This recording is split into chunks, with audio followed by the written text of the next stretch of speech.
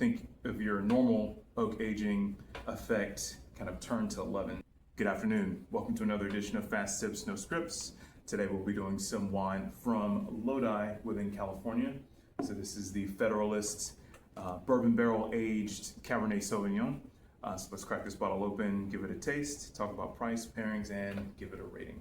So bourbon barrel aging in wine is thought of as like the pumpkin spice of the wine world. So those who are, coffee purists think, pumpkin spice lattes and the like are blasphemy. It's kind of the same in the wine world.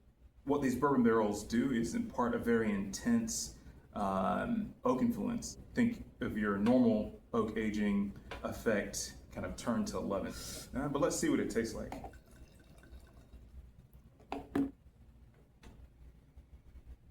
So on the nose, what stands out the most in this case is actually fruit. There's like a ton of fruit.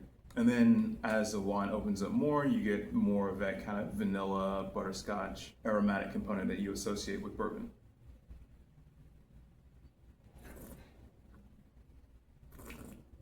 On the palate is where the kind of bourbon barrel oak influence really starts to come forward.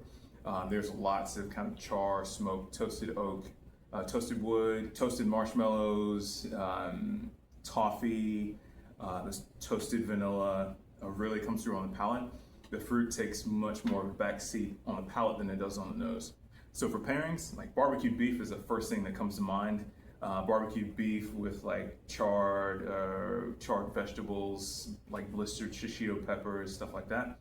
Also, you could do like fajitas. So for price, so this wine is I think $22, $23-ish at a normal markup. For a rating, this wine is bourbon barrel aged, but it's not as heavy-handed as someone might expect.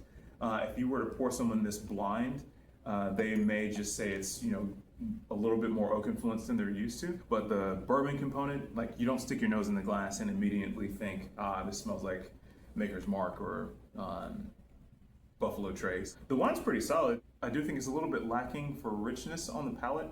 There's a lot of intensity on the nose, but on the palate it's maybe a step behind the experience aromatically. I mean, a 7.6, 7.7, that kind of range out of 10, I think would be fair.